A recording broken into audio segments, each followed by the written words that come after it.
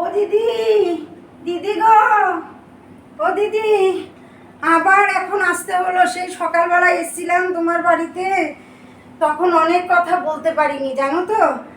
এই পাতের ব্যথাটাও একটু বেড়েছে, একটু পাটা খুব ব্যথা করছে, তাও তোমার কাছে আসতে হলো জানো তো। আজকে আর একটা কথা তোমাকে বলার ছিল জানো। দাঁড়াও, বলবো, বলছি বলছি দাঁড়াও। সেদিন তোমার সিনেমাটা দেখলাম গো দিদি, আমি কি ভালো লাগলো। তুমি তো দাদাকে কত শাসনে রেখেছো। আমার বর আমার কোনো কথা শোনে না। কি করি বলো দিদি। আমার বরেরও জানো তো 400 সুগার, তাও কোনো কথা শোনে না।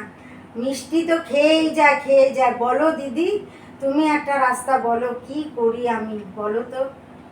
ও দিদি, সেই রকম কিচ্ছু ব্যাপার না, তুমি ওইসব কিচ্ছু ভেবো না। তুমি আমার কাছে এসেছো, তোমার সব সমস্যার সমাধান আমি করে দেবো।